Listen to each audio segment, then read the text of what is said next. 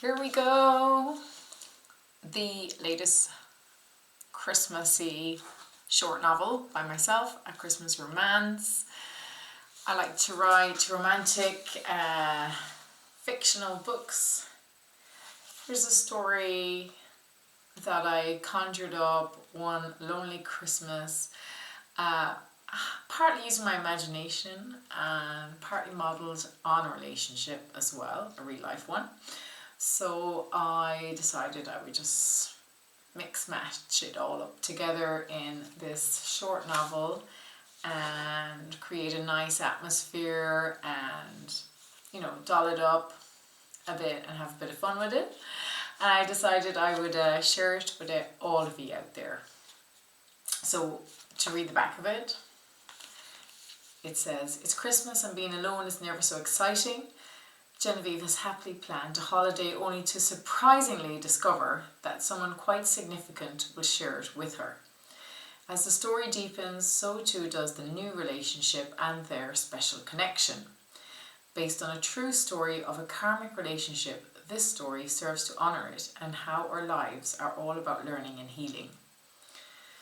And then there's a short autobiography about myself, as you can see here, on Amazon Direct printing and publishing.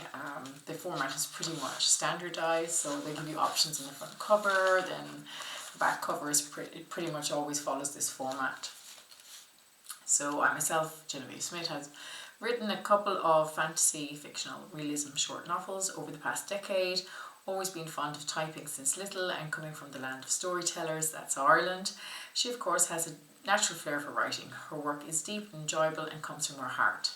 And I just can't wait to really read some excerpts from this book, actually, because, you know, it's so enjoyable to hear a book online as well. I was thinking of, you know, reading them all completely and turning them into audiobooks, but once I get around to it, I might do that as well. So, A Christmas Romance, I shall read a bit from the beginning, and I'll pick a few other places as well to read from, and we'll take it from there.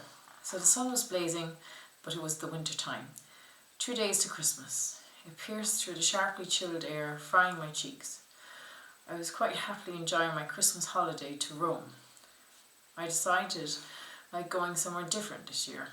I was particularly keen on checking out cathedrals and felt drawn to this place for just 3 nights, and was making it the top priority of getting a big, delicious, nutty Italian gelato as soon as possible.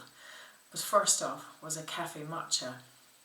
It was early morning and I had just gotten my flight from Barcelona and needed to stay awake for the rest of the day, so I plunked down at this elegant terrace just opposite the bus stop at the Grand Plaza Paradiso. Phew. I felt now I could really just forget about the past year's event and focus on the new coming year's goals. I'm 43, so maybe I can be a mum again. Maybe I can get another novel out there. Maybe I'll get taken out somewhere new. Or maybe I'll celebrate all kinds of events, birthdays and special occasions, or even other. Maybe. I'll set up my own business and get out there amongst the entrepreneurs and network, and give those talks and make those online videos, and people need me so badly, so I must get cracking right away. And so it all starts off like this at the beginning. So my eyes crossed with a swank yank. Yes, an American. He was wearing really nice casual clothes and looking like quite a gentleman. In fact, I always wanted a true gentleman in my life as a husband. And read bits and pieces basically from the book without giving too much away, without spoiling the complete story of it. He replied, "Certainly," and I just nodded with agreement. Amazingly, he just sat there, unusually quiet for a guy who wanted to chat and company. I couldn't figure him out. In fact, I was beginning to feel quite puzzled and uneasy by his solemn silence. "When you finish your coffee, we could go for a walk around if you like, and I'll tell you more about me. If you like." He seemed very suggestive and a bit insistent. Then there was the line. "Oh shit, he's probably a thief. I need to know who the hell he is right now." "Nah, don't think so. I need to get this stuff to the hotel I've just arrived at. I don't even know who you are, I stammered uneasily. So the main character, because of all the trauma she's had with men and so on, comes out with all these kind of comical, imaginative fears and stories that she conjures up, you know, when she actually meets the man of her life, and she can't seem to bond or connect with him properly. So this alluring romantic was catching my heart, but I still knew there was something that wasn't quite right about him. I told him I wanted to pop into a cathedral. He agreed to accompany me there. He commented, "You have faith." I replied, "I do have faith," but almost as if he had none. A slight worry arrow struck my heart. So, although, you know, he seemed really correct and gentlemanly and so on, there's something empty about him. There's something missing. There's something that she senses that isn't quite right. Now, he had lovely, smooth, dark hair combed to the side. He had a long, elegant nose and a kind, wise, oval-shaped face. He was tall and narrow, but not broad shoulders. He walked with a bit of a swagger and reminded me of Mick Jagger. He had charisma about him, but he did look a bit shaken and not like a farmer's son, so slimline and almost thrown together in appearance. He seemed to emit contradictory images to me: smart, poor, rich but lacking, fulfilled yet empty, lonely but content, hungry yet full. Something told me that he had had lots of toils in his life and failures, but that he still believes in himself and in life and is hopeful. I just didn't seem too sure of him. He seemed kind of sly at the same time. I just knew I couldn't trust men straight off anyway, and they can have an odd flirtiness about their speech just to get you in you know where. So, of course, they go through Rome then and have a little journey there. It's a bit about a farmhouse, about skiing, about summertime then when they meet up as well. And all that happens between them. She said very simply in a black and white fashion, lack of the mother's and father's love causes a person to be in consistent anger and hurt. That's the kind of relationship he can only give unless he undergoes a lot of healing. Wow, that means stay clear. So obviously suddenly she detects something there and comes to complete blockage after a really nice romantic journey.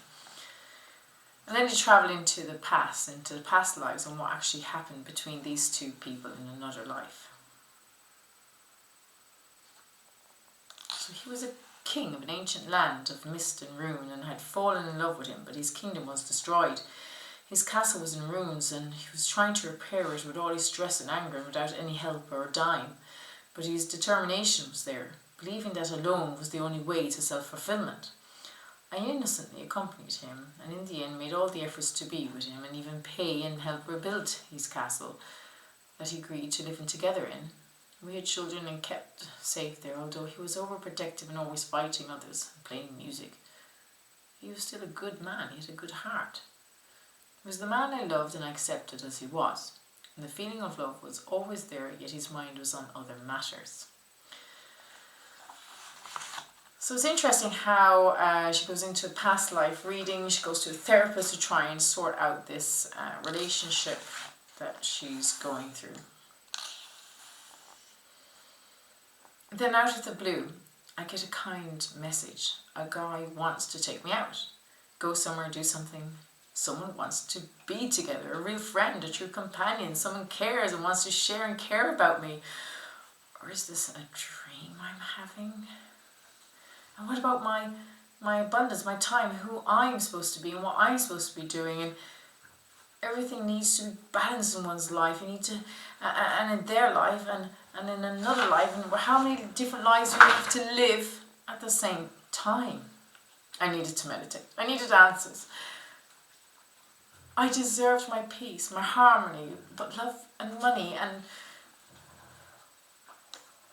thank you, God and his angels.